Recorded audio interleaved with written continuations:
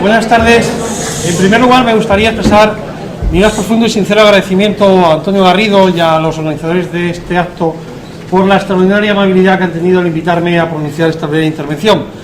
Para mí es un honor y es un privilegio estar aquí por varias razones. En primer lugar, porque yo soy un fiel propagandista en la fe en la ideología constitucional y siempre es un placer hablar de derecho constitucional. Y en segundo lugar, porque vengo aquí, vuelvo a mi facultad de Ciencias Políticas, donde durante muchos años yo fui profesor de Derecho Constitucional y ya me había acostumbrado a no venir por aquí, con lo cual me alegro de verles, sobre todo a viejos y queridos alumnos que están por aquí. Vamos a ver, yo tengo una respuesta, porque el populismo de aquí es de izquierdas, pero es que no es el tema. A ver, a diferencia del nacionalsocialismo alemán, que toda Alemania apoyó, y del fascismo italiano, que toda Italia apoyó, aquí cuando el fascismo intentó alzarse ilegítimamente contra el Estado, hubo una guerra civil. Es decir, aquí hay una pulsión de izquierdas, en primer lugar. El profesor Garrido ha hablado, como buen politólogo, de aquello que nos enseñó el gran Maquiavelo, que las reglas de la política se reconducen, se cifran y compendian solamente a uno: cómo alcanzar el poder, cómo mantenerse en el poder y cómo perpetuarse en el poder. Y eso es básicamente lo que les ha explicado. Yo, como profesor de Derecho Constitucional, les voy a explicar la pulsión, la finalidad, la obsesión de todo constitucionalista y del derecho constitucional, que no es ni más ni menos que cómo controlar, limitar y supervisar el poder político. En Donald Trump parece, yo cada vez sé menos inglés, les recomiendo que estudien inglés, que se mete con mujeres, se mete con mexicanos, se mete con todo el mundo. La gran pregunta es, ¿qué hacemos con un presidente que es así? Aquí en España tenemos el mismo problema. El presidente del gobierno, recién investido, es el líder de un partido político que está imputado por ciertos delitos ante la Audiencia Nacional.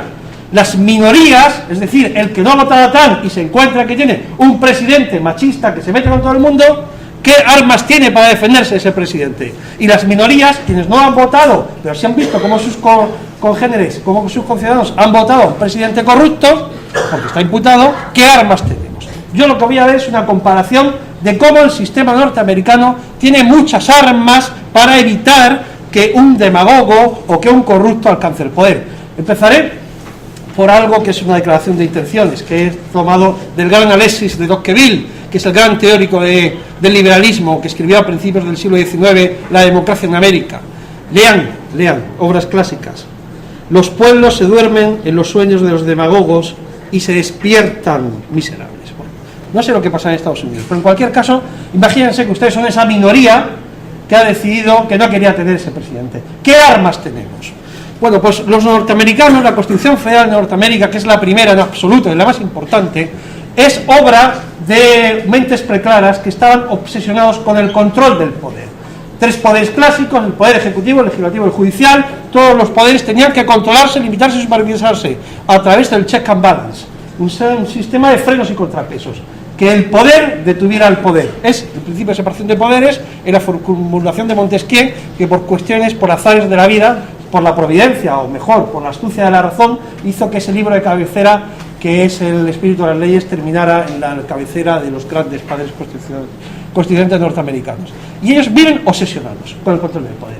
Y lo que nadie recuerda, y yo creo que los propios americanos, porque ya está en desuso, es que esa fórmula de la que antes se refería Antonio Garrido, del colegio electoral, no es ni más ni menos que el primer mecanismo que pone en práctica la Constitución norteamericana para impedir, para frenar el poder del pueblo. El poder ejecutivo controla el legislativo, el legislativo el ejecutivo, ambos son controlados por el judicial y todos controlan el judicial, pero el pueblo, el poder electoral, tiene un freno y un contrapeso, que es el colegio electoral, que estuvo pensado en su concepción originaria, estamos hablando de 1789, para evitar que el pueblo eligiera a un demagogo. Y si leen el federalista Hamilton, Madison y Jay, si leen los trabajos de elaboración de la Constitución del 89, de 1789, verán que la función de ese colegio electoral, que tiene tres casos: el presidente Rutherford Hayes, que fue asesinado, cuidado, Harrison, Bush y Trump, que creo que Trump perdió por 40.000 votos, o ha perdido por poco con Hillary Clinton, ¿eh? Ahí no sé si me he equivocado yo, fue la última noticia que... Ha perdido, ¿eh?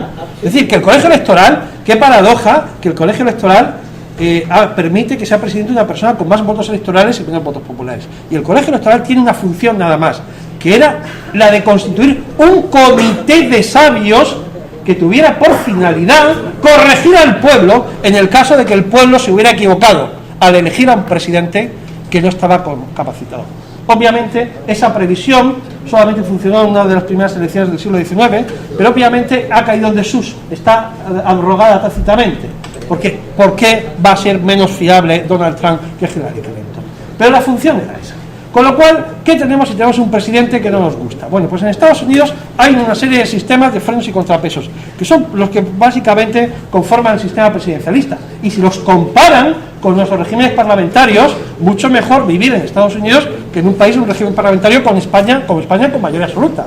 Porque en España el presidente del gobierno lo domina todo, desde los magistrados del Tribunal Constitucional que designa, los magistrados, los vocales del Consejo General del Poder Judicial, obviamente las potestades propias del gobierno, obviamente el Parlamento se queda sin ejercer la función de control, porque es que no se admite prácticamente nada, ahora no, porque estamos en una mayoría minoritaria. Pero claro, en Estados Unidos tienen controles. En primer lugar, Trump no puede designar ni a sus ministros ni a sus secretarios de Estado si no tiene la aprobación de 2/3 del Senado.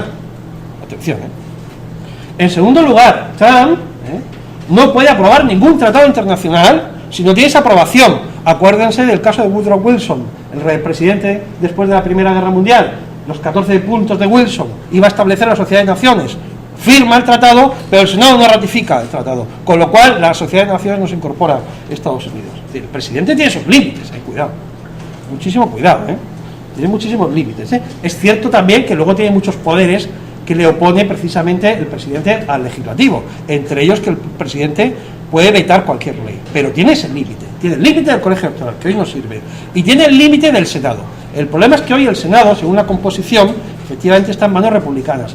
Desde la Segunda Guerra Mundial, los americanos habían sido muy sabios, siempre habían puesto a los demócratas en la presidencia y a los republicanos en el Congreso, o viceversa, salvo la época de las Torres Gemelas, en la que Bush tuvo efectivamente mayoría, el Partido Republicano, la presidencia y en el Congreso y el Senado, bueno, en la Cámara de Representantes y el Senado, y ahora vuelve otra vez, con lo cual este contrapeso es un contrapeso limitado, pero no se preocupen, hay más contrapesos.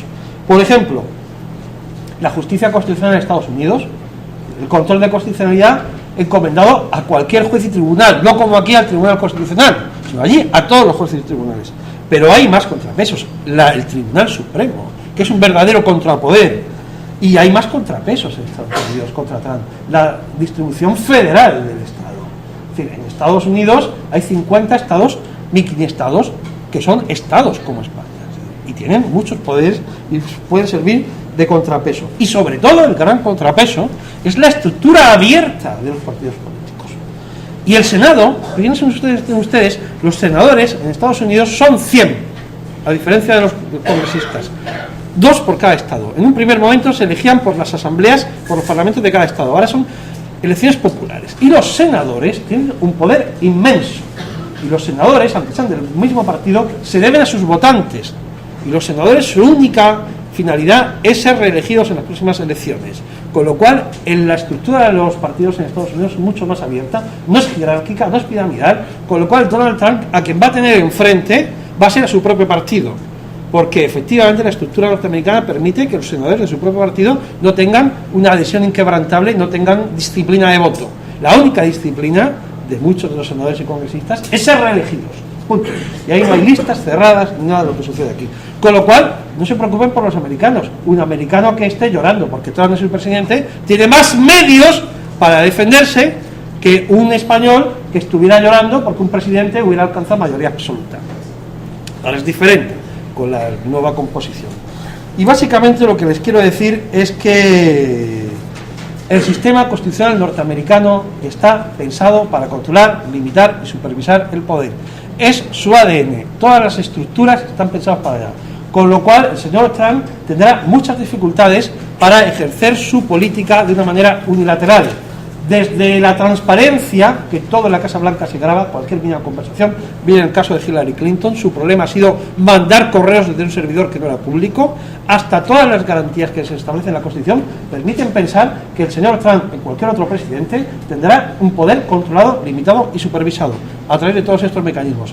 Es cierto, y es lo que yo quería decirles, y termino aquí con esto, que ha fallado el mecanismo que yo sabía que iba a fallar, porque no tiene otra razón de ser que fallar, que era el colegio electoral.